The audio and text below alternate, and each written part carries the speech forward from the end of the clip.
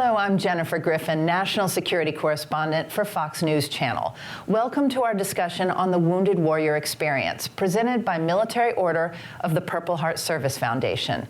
The program is produced by the American Veterans Center and spotlights the experiences of several extraordinary Americans. We'll discuss their injuries, their recovery process, and resources available to all wounded veterans. We begin our program with an exploration of the Wounded Warrior Experience, the injuries, the reactions, and the recoveries. On our first panel, former Army Captain Walter Bryan Jackson, recipient of the Distinguished Service Cross in Operation Iraqi Freedom. Shiloh Harris, wounded by an IED while serving with the 10th Mountain Division during his second deployment to Iraq. Angelo Anderson, U.S. Navy corpsman, wounded by gunfire while on patrol in Afghanistan. And representing Military Order of the Purple Heart Service Foundation, John Kanya, a fourth-generation veteran wounded by a roadside bomb in Iraq in 2005. Welcome, everyone. Brian, let's start with you. Take me back. You graduated from West Point in 2005.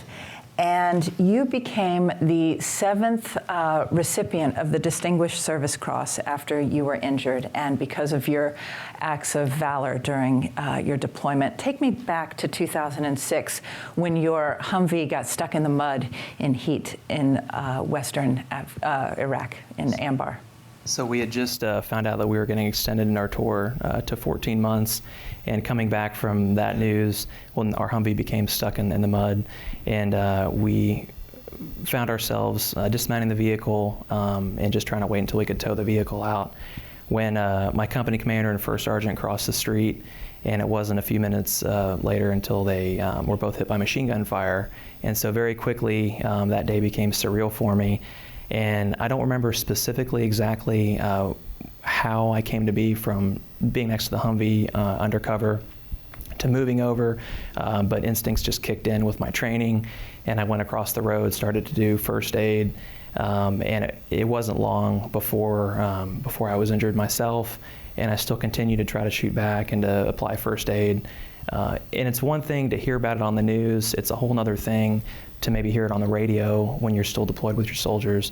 And it's a whole nother thing when you're there yourself and you're being shot at, you're injured. And so I can literally say my whole life flashed before my eyes, and it really put into perspective what was important. And I remember laying there injured, not wondering if I was gonna make it. My company commander actually asked me, hey Jackson, you know, what can we do? I'm hit. And the only thing I could say to him that would reassure him was, I know I'm hit too. And laying there until we had our guys come out and help carry us off the battlefield, it was a really hard thing for me because I didn't know if I was gonna survive or not. Then at that moment I had to actually make peace with the fact that I might die. And at that time I didn't have a family, and so I was really living for just the service and for my family that was back home. But I can tell you that fast forward to today, you know, a lot of things are different with you know, what's important to me, and priorities have shifted, having a family, and my wife is now pregnant with our fourth child, and so we feel very blessed. But it was a very hard experience for me of going from being injured to just that whole recovery process and trying to make sense of why me, what can I do about it, how can I make that a positive thing and make a difference. And right after you received your Distinguished Service Cross, you had bad news about your West Point roommate who had been killed in Afghanistan. So this is a very bittersweet time for you. It was, and that was a really dark time in my life where I did have a lot of bitterness and anger, and I really didn't have a way to really process that because I hadn't had enough time. I'd only been recovering for about a year or so before I shipped off to Korea. And hearing that news was really tough. It did convict in me the need to continue to do my job and do it well. But it was hard hearing about my roommate and about other classmates at West Point who had died. At that point in my life, I'd been to more funerals than weddings, and so it was very difficult. But I can say that through just a renewed faith and a focus on what was important in life, and in that made it easier. What was your darkest day, would you say, or what do you remember when you really kind of hit rock bottom? I would say the day that I was injured was the hardest for me. Like I said, not knowing if I was going to survive that day, not feeling like I had lived a full life yet, and trying to be at peace with what I had done up until that point, but expecting to die. And then when I didn't die, it left me wonder, well, what now? Because I thought that was it, and that was the final chapter in my life. So trying to figure out what I was going to do with my life from that point on was very, very challenging for me coming out of that dark day. Mm-hmm. And how would you say that you turned things around? I mean, what was the moment that you sort of decided you were going to carry on? In reference to that day, or? Well, in reference to your recovery, I'm sure that it was hard in the hospital when you came back. And where would you say, if somebody were watching right now who had gone through this, what was the time that you decided you were going to put one foot in front of the other? I'd say a few months after being at Walter Reed, and I realized that there's other people in the same boat that maybe didn't have the ability to be an advocate for someone else or even for themselves. And so I just took the initiative in saying, you know what, I'm not in as bad shape as some other people, and I'm going to do what I can to advocate for myself and for other veterans. And you were at Walter Reed in some of the darkest days there when the scandal had come out about the treatment of veterans, and you were one of the more senior people to speak up. What do you remember from that time? I remember it being really hard to find someone who was willing to provide the right level of care, not just for myself, but for the other veterans. And trying to find advocacy was very hard with the military, with the VA, and there was a big fallout from Walter Reed and just the lack of proper care for veterans as a result of that time. Well, in about 6 months, you'll be a father again, and that's good news. Shiloh, let's turn to you. Tell me about the day. First of all, they call you the man of steel will. Why do they call you that? Well, I guess it's because I was too stubborn to quit. I'm guessing, I don't know. It just kind of a name that came around, you know, after everything that I've been through, because, you know, I look at the recovery process. I've been through about 70 surgeries and actually 2 significant incidents. You know, one was the IED, and then after I retired out of the military, I got rear-ended by a semi in San Antonio. And anyway, that put me back in another recovery that I felt like I had fought really hard to get out of. And there I was back on my meds, you know, living in pain, looking at potentially more surgeries, and I was ready to end it. So fortunately, I was able to pull through it, and I think that's where that still will ticket came in, and people picked up on it. Take us back to 2007. You had been deployed. It was your second deployment with the 10th Mountain Division. You were in South Baghdad. What happened that day? Yes, ma'am. The first deployment was the Big Red One, and then, yeah, the 10th Mountain. It was another great deployment. We was focused on humanitarian stuff. We had been out working south of Baghdad, you know, trying to find out what the locals needed, what we could do to help build a better relationship, and we got a call to investigate a possible IED. So we started trying to get to that site, secure it, make sure nobody got hurt. On the way there, I was the 3rd Humvee in the convoy, and my Humvee was hit with a roadside bomb, estimated at 700 pounds of explosives buried in the road. And it blew the doors off the Humvee, right? It was a very catastrophic blast. 3 of the 4 Humvee doors were blown off. My door, the TC's door, was the only one left on the vehicle. The entire top of the Humvee was blown off. And then the real tragedy was that we lost 3 soldiers that day, and I lost 3 friends. And you were burned, and you had over 35% of your body, 3rd-degree burns. And what do you remember in terms of, I don't think any of us can understand the pain of what you went through at that time.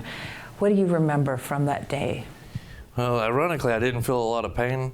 I think because it was such a flash, you know, I think they call it a flash burn, and I was knocked unconscious as I was still piecing together what had happened. You know, I still wasn't aware of the condition that I was in.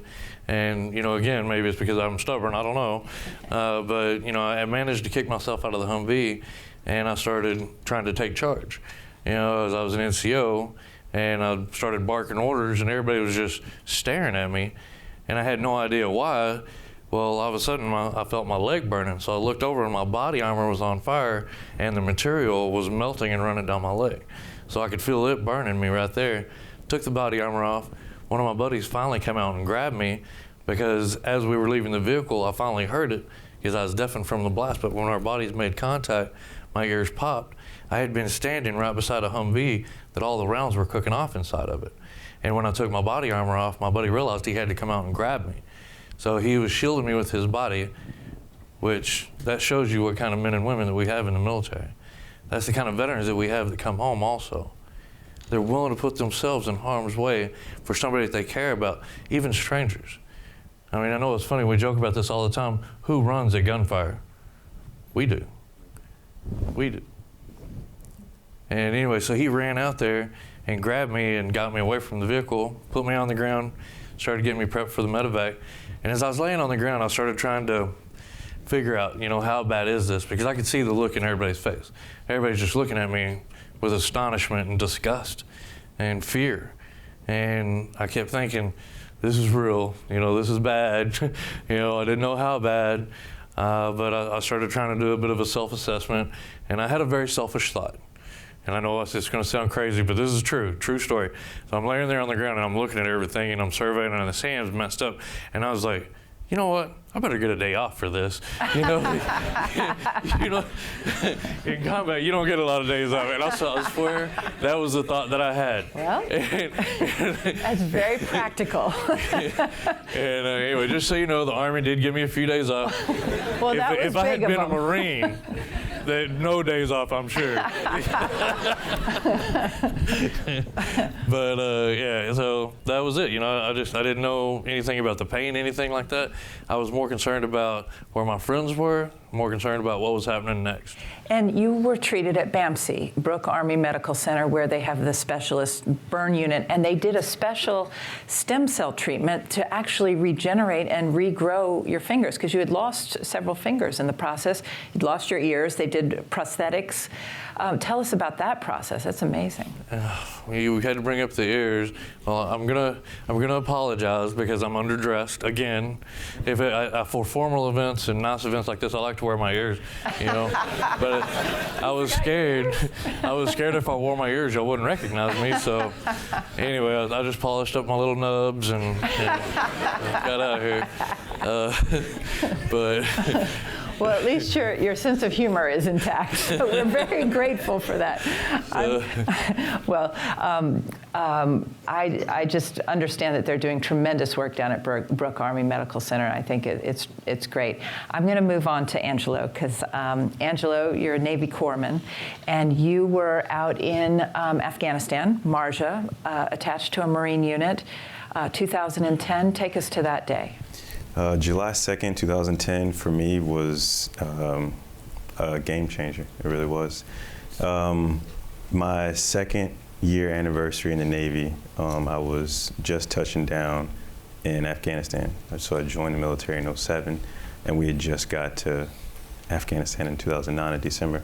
So we had been there quite a while, and we were set to go back in August, And we were patrolling a village that was probably about 3 clicks south of our area of ordnance, or area of our, operations. And we were just there to really just talk to the locals there to say if our presence in the north was, benefiting them, or, was it bringing more, hardship to their area, And we had been there probably about an hour or so. We were just kind of talking to the locals, but the locals themselves had, before we knew it, kind of started clearing out. And in order for us to get into that village, we had to pretty much cross over a wadi, which is like a small kind of version of a ditch, But most villages live close to that so they can, cultivate their fields and stuff, whatever they grow. So we actually had kind of halted and split our patrol and had one of them in the tree line there as we talked to the villagers. And there was 2 kind of houses there in that village. Really, that's all there was to it. And after we got finished talking to the locals, the Marines had signaled to me, hey, Doc, we're going to get up and push.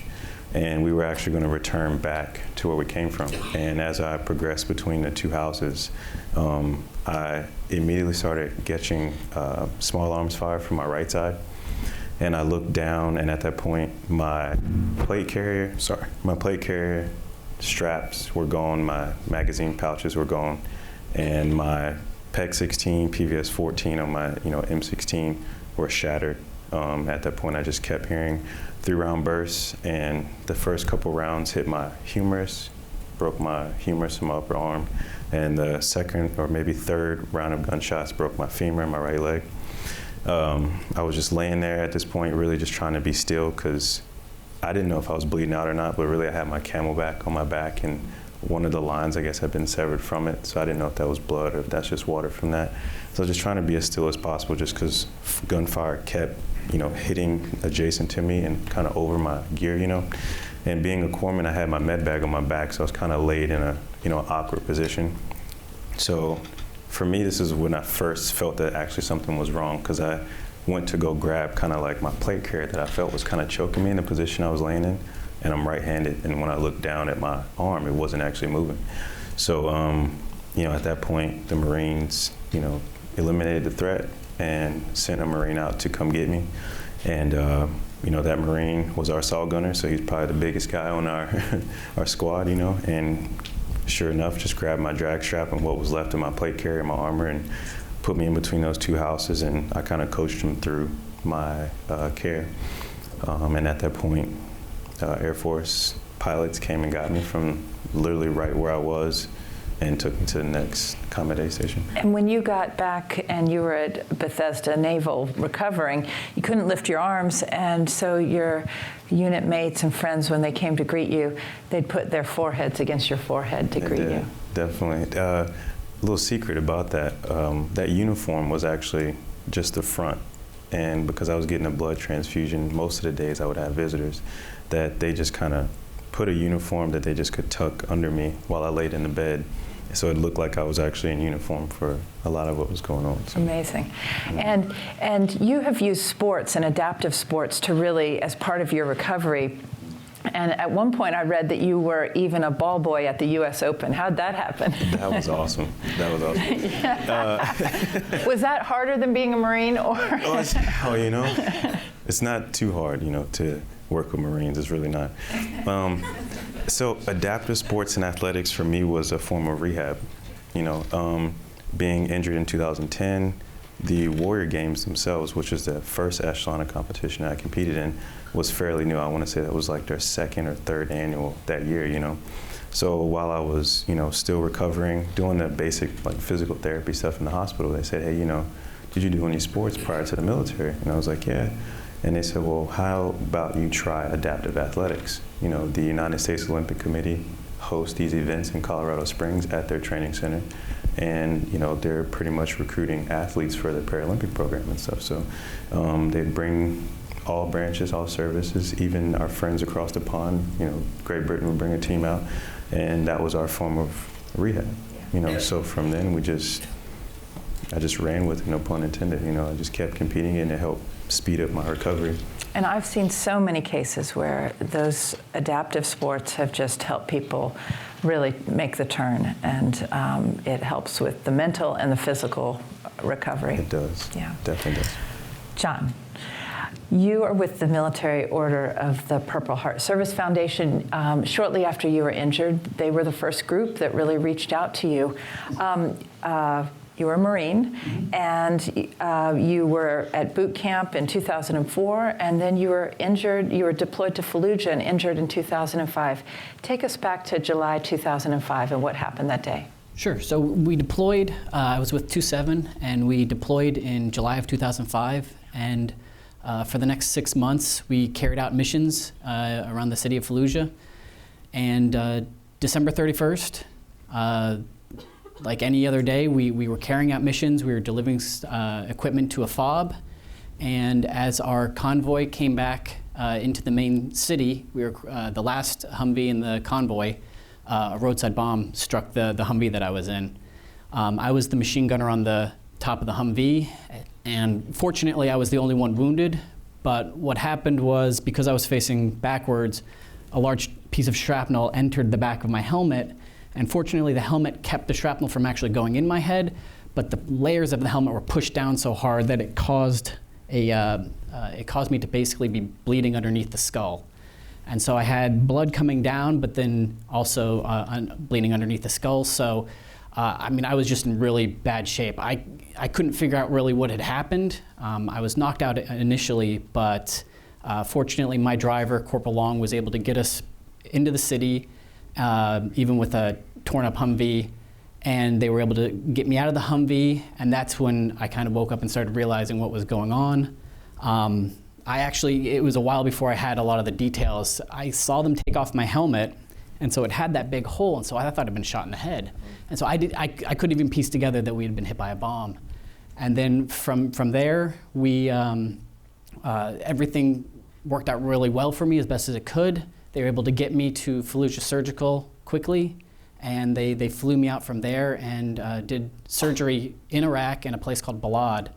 And so that was December 31st, so it was end of my deployment and end of the year for me. That's no way to spend a New Year's Eve. Well, so I mean, the next day I woke up in Germany, in Landstuhl, Germany, and I mean, any day that you wake up on another continent that you didn't expect to, you know. But yeah, and that started my recovery. And there was a quote, when I woke up, I had 43 staples. That's right, yeah. I remember I had a friend of mine while we were in Iraq who had been hurt, and he had gotten staples. I'd never really seen somebody do that before, but so he had gotten staples, and then a couple of weeks later they took him out. And so when I was in the hospital bed in Landstuhl, I was like, oh, can I see? And they're like, oh, you probably don't want to. And I said, well, what is it? And she was like, oh, well, you have a bunch of staples. I was like, how many? And I heard 3. Later, yeah, it was 43. So I remember having them in for about a week before they got removed. And so. What was your darkest day, and how did the Military Order of the Purple Heart Service Foundation help you?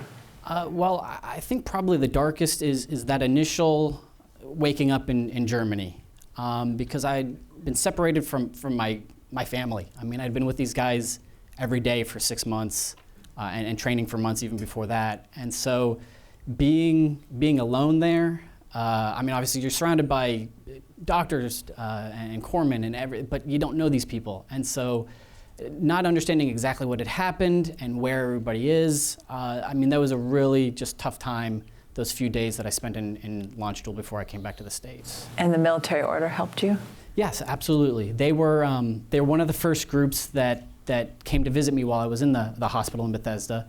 And again, you know, a traumatic brain injury, I can't keep a lot of things from that time frame together, but the meeting sticks out. And the reason for that is a couple of representatives came in from the Military Order of the Purple Heart and were talking to me. And I knew at that point I was going to be receiving the Purple Heart medal, but they brought with them a challenge coin. And it's really, really nice looking. And immediately my mother said, "This is mine." And so it just stuck out. And it was nice to have people that came in and they said, "Hey, we understand what you're going through. We understand this is going to be a long road for recovery for you, but we're here to help you. And you know, we understand." And it's tough. It's tough. And you've started a podcast called We Few, and it is interviews with those who have received Purple Hearts over the years, and it's wonderful storytelling, and I recommend it to everyone here. But that's a great service, and I'm sure it's helped you heal as well as those who have been injured in battle heal as well. Absolutely. I mean, that's one of the things that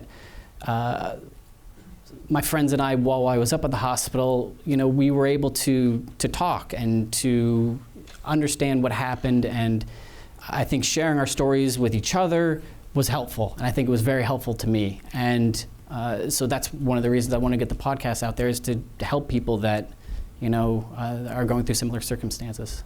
Well, I think the storytelling is the reason we're all here today. And what would your best piece of advice be for somebody who maybe has been more recently injured and is just coming back and who might be seeing this program? Sure. Don't be afraid to seek help. There are people that nobody's exactly the same. We all have different wounds. We all have different situations, different continents.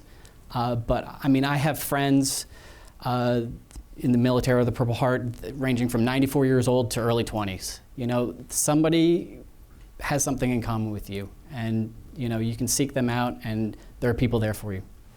And Shiloh, what would you say would be your best piece of advice for someone who's gone through what you've been through? As I told you, you know, before we started the interview, I'm a little more tough love, and you know, I'm a soldier. You know, I went out, I put my boots on, and I sought the care that I needed. You know, what I've seen is that there's a lot of military men and women that are getting out of the military, and they're comparing their wounds, whether they have PTSD, TBI, moral injury, something like that, to somebody like me and Mike Schlitz over here that y'all are gonna see in just a little bit. You know, they see all these scars and they're like, I don't deserve care. But the true weak link is the person that doesn't step up and get the help that they need. You're a soldier, you're a Marine, you're an airman, you're a service member, you're our nation's finest. Get out there and get the help you need. Not just for you, but for your family. There's a plethora of information out there. There's so many different organizations out there that are willing and able to help you. If you're sitting at your house waiting for a miracle to happen, it's already happened. You got to go get it. Yeah. On that note, I'm going to thank all four of you. And when we return, we'll discuss the unseen wounds experienced by many service members and the resources available to them. More on the Wounded Warrior Experience coming up.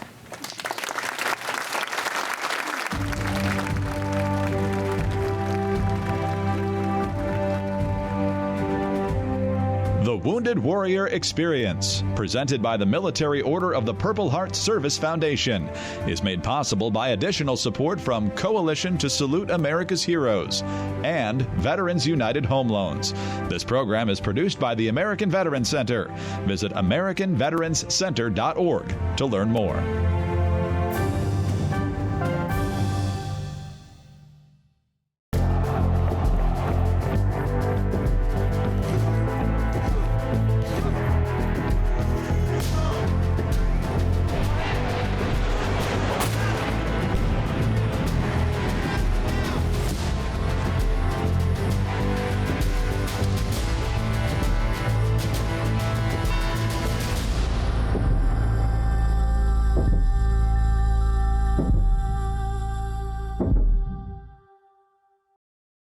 Hi, I'm Trace Atkins. You know, there are a lot of ways to show your patriotism. You can vote in elections, you can help out a local charity, you can get involved in your local community. If you're an employer, there's a really great way for you to show your patriotism. When it's time to hire, consider hiring a veteran. The men and women of our armed services get a great education while they're serving. They gain skills in technology and communications, but more importantly are the values they return home with. Values like discipline, leadership, and integrity. Values that make them an asset to any business that hires them. So when you're hiring, remember to bet on a vet. You'll gain an employee who can add so much to your team, and it's a great way to thank them for their service. To learn more, call this number or visit saluteheroes.org on the web. Thank you.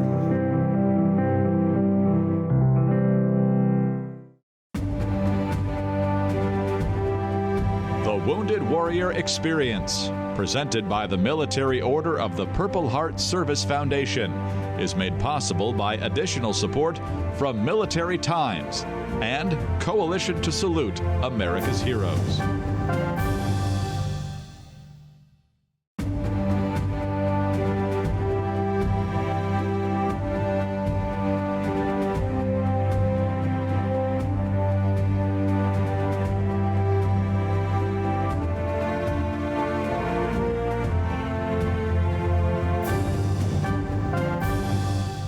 Welcome back to the Wounded Warrior Experience, presented by Military Order of the Purple Heart Service Foundation.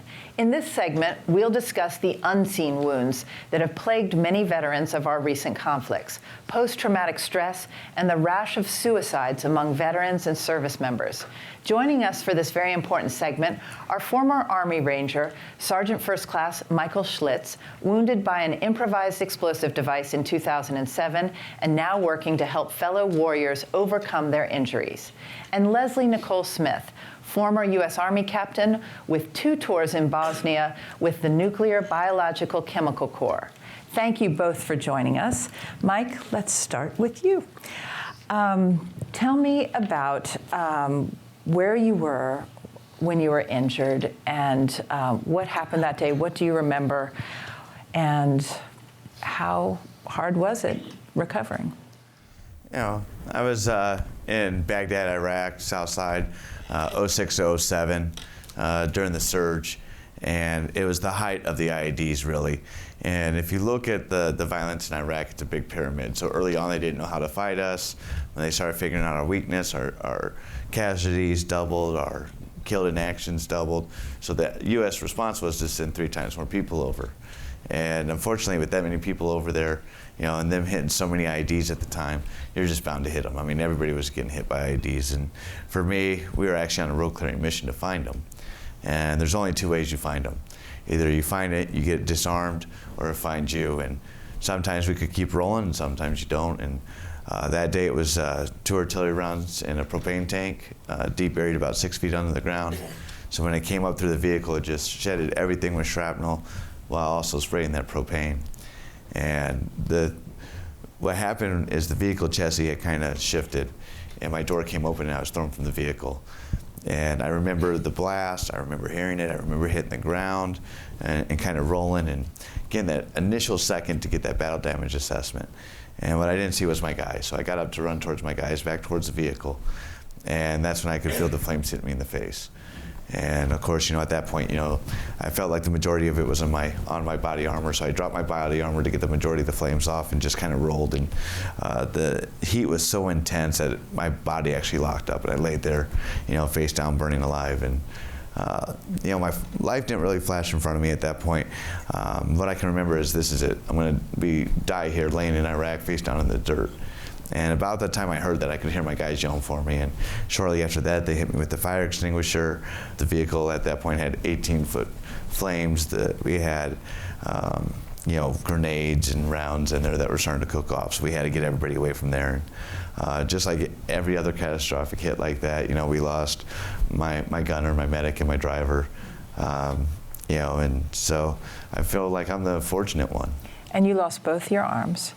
And tell us about, you were 6 months in the ICU. You suffered from not just the burns, but mentally you suffered. And did you ever consider suicide? I did. A lot of the psychological trauma I faced early on, I think it's just part of the natural grief of everything. You're going to get angry, you're going to get mad, you're going to blame other people, you're going to blame yourself. And so that was tough. And then you compound that on, at the time I was legally blind and I had to wear the big ugly goggles that made me look really, really cool. Yeah, they did. And then not having hands, and at the time I couldn't walk. So every daily activity you do on a daily basis, I couldn't do any of that for myself. How did you deal with the PTSD and those thoughts of suicide, which are affecting so many now who are coming home? Well, I think for me, what it really was is not being able to do anything for myself. Not having that independence. And my mother, who's my caregiver, did a great job trying to figure out ways for me to adapt things and accomplish things. But ultimately, really, realistically, I couldn't bathe myself, dress myself. And so every day, really, I just thought about ways to kill myself.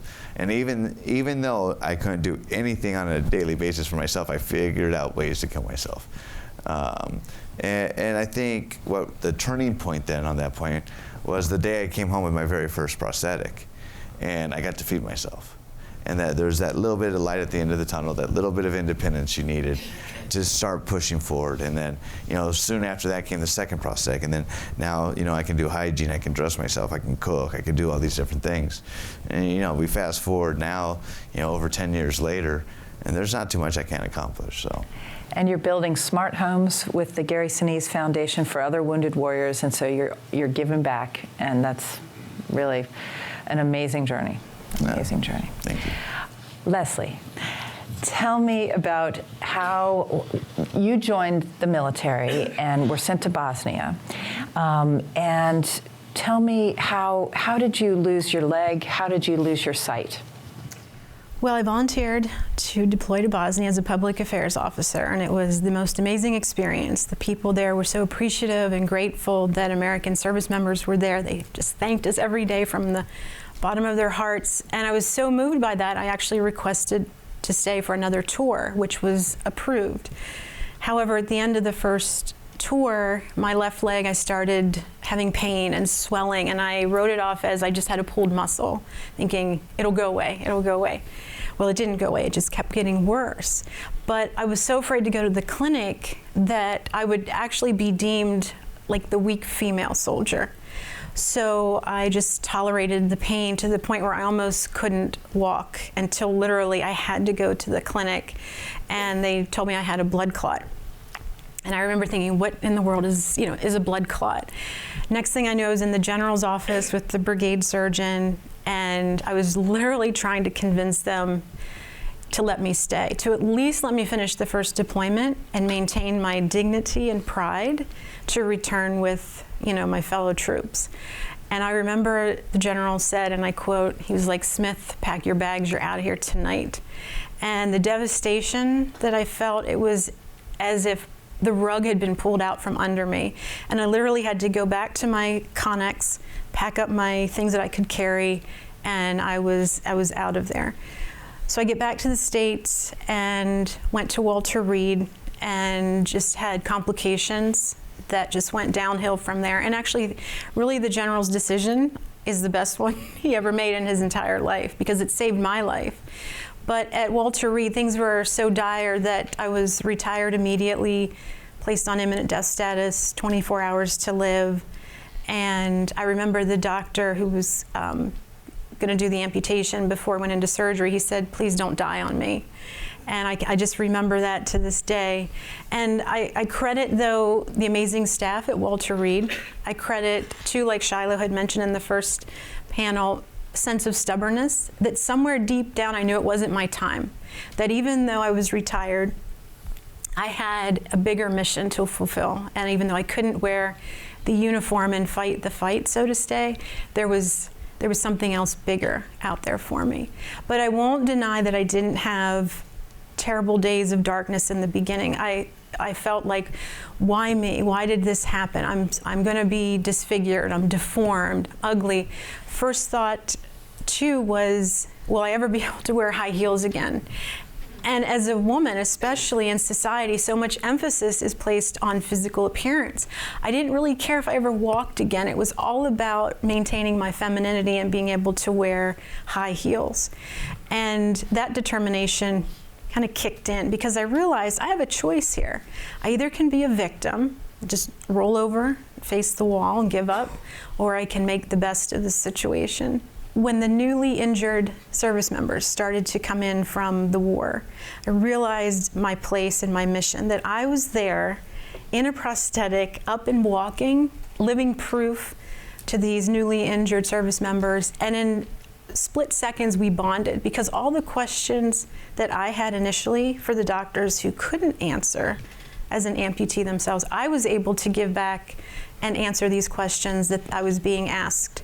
And so that gave me hope and healing, and made me realize again why I had to go to Bosnia. I had to go there first to be in this place, because with that I did carry tremendous guilt. I did not serve in Iraq or Afghanistan, and that has been something with me, for the last 15 years or so, because I've felt like I've left down my fellow comrades, like Mike and everybody else, that I didn't get to Iraq or Afghanistan.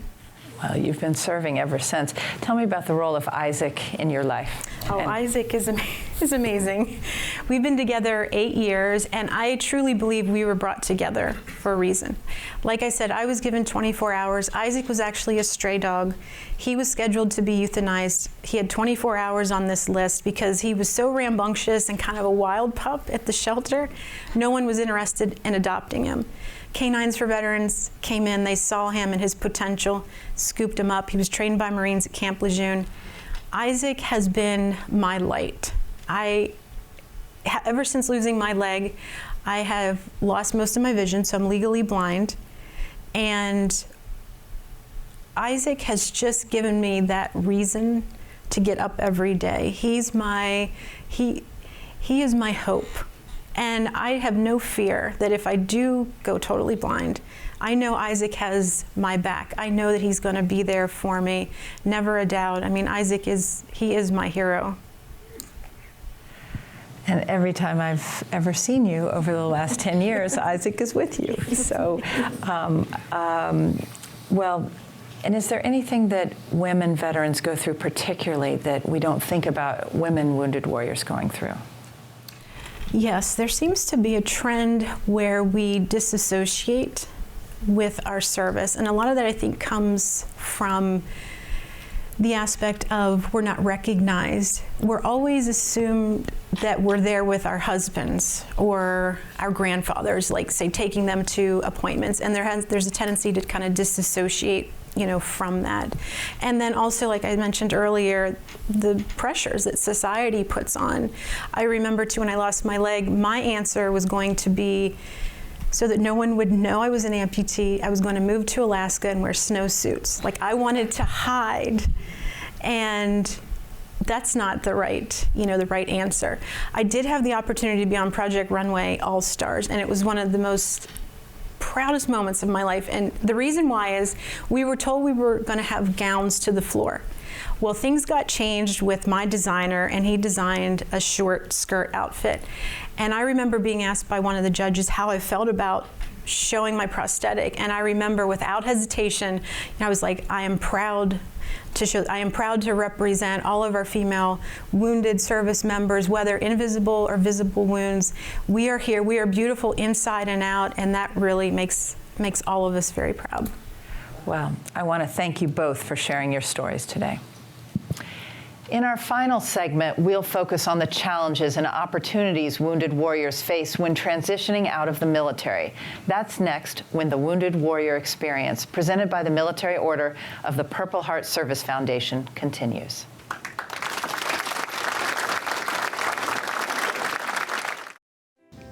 Hi, I'm Melina Kanakarides.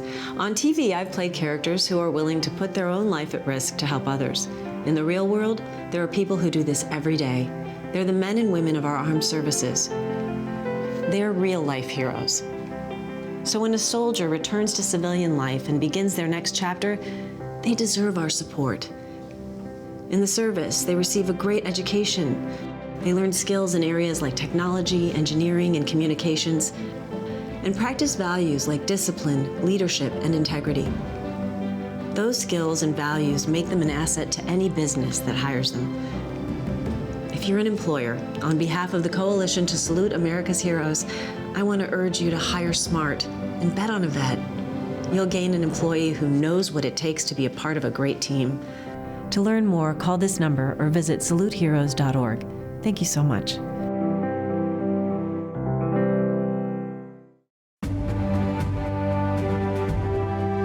The Wounded Warrior Experience, presented by the Military Order of the Purple Heart Service Foundation, is made possible by additional support from Coalition to Salute America's Heroes, Veterans United Home Loans, and Military Times.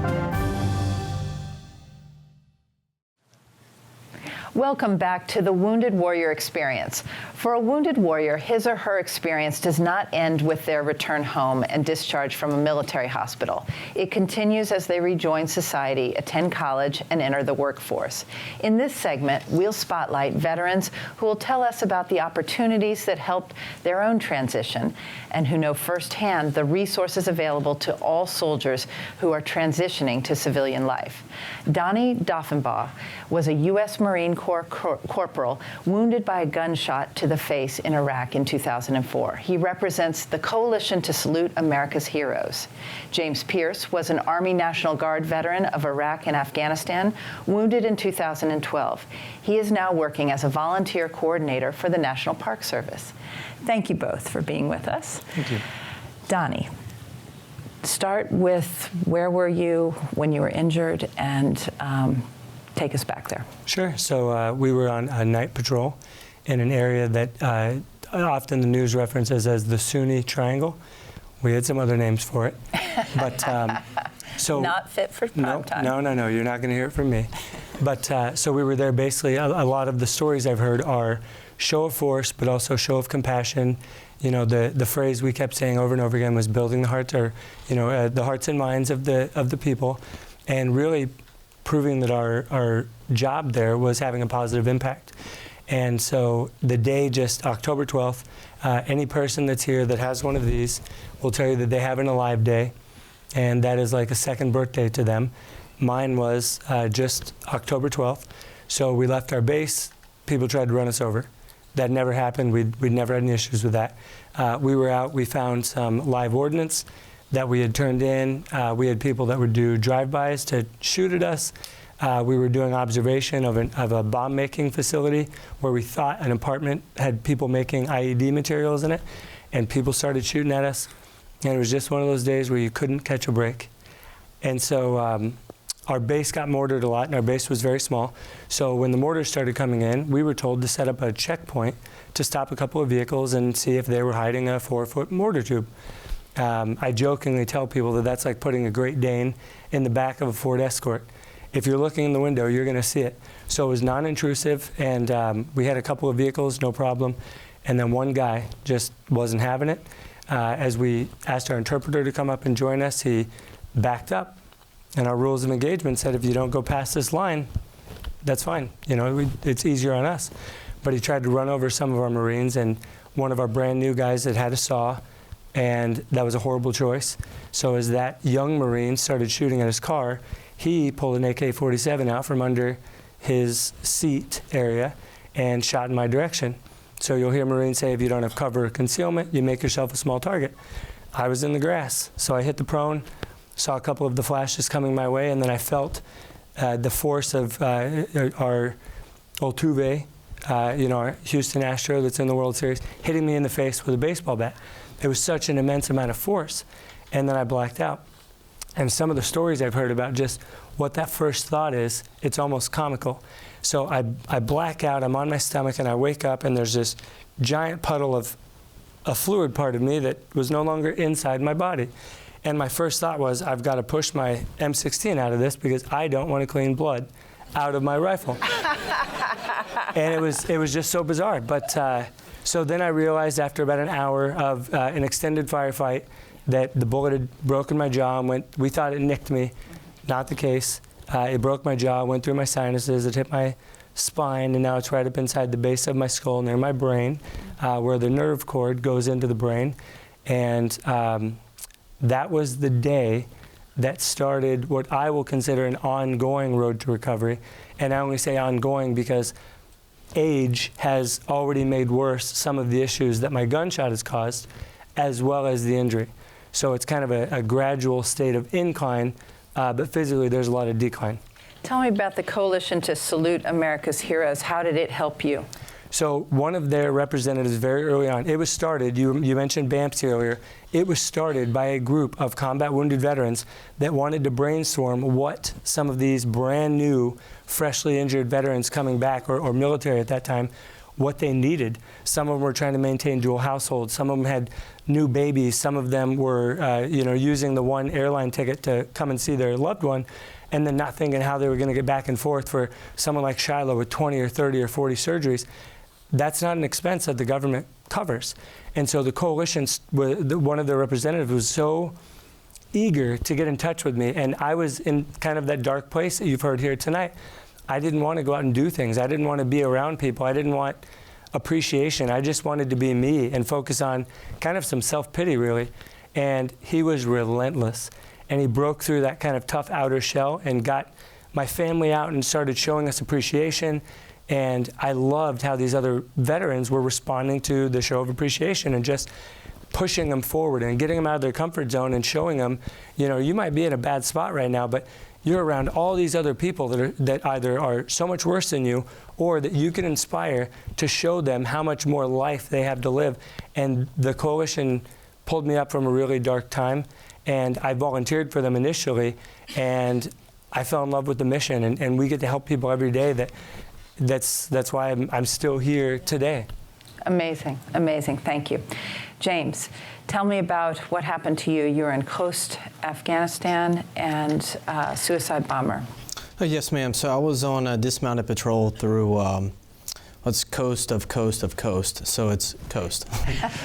We were doing, it was the first day of transfer of authority from the Afghanistan's over to basically our transition of authority anyway. So we were walking through, and we stopped for basically a TCP, and we had a blue on green incident. I was head of security at the time, stopped, and the guy came out and blew himself up.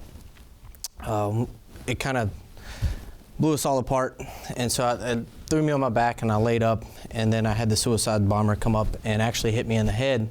I looked over, and I saw his eyes come out and his tongue's out, and I was like, oh my God, this is real. And so I tried to stand up, and my leg went sideways, and I laid back down, and I was like, oh my God, here we are. And so I sat back up, and everybody else had been hit, and I was on fire. And so my buddy came up, and I saw the medic run right by me, and he went straight to the blast site. And then my buddy came up, and he put the fire out on my chest because my radio and my M4 had completely was obliterated. But I had been peppered in the private areas, and I was like, dude, check it. And so he reached down, he checked, he's like, we're good. And I was like, let's get out of here. So, and so he grabbed me by the strap and put me back to the CCP, and they started working on me. And talking to some of the guys earlier, so they ended up, they stripped me down completely nude, and I was laying on the stretcher. And one of the things was I just bought a new pair of Oakley boots, and the medic was like, I got hit in the ankle, and he was like, I'm going to cut your boots off. And I was like, no, you're not. You're going to leave them on. And so he ended up cutting my boots off, and I was like, you're going to pay me for those boots. The one thing that resonates the most to me and my unit, it's like, I will not die here naked in Afghanistan. I'm not going to do it. And so that was one of the things that I said the most. That's a good visual.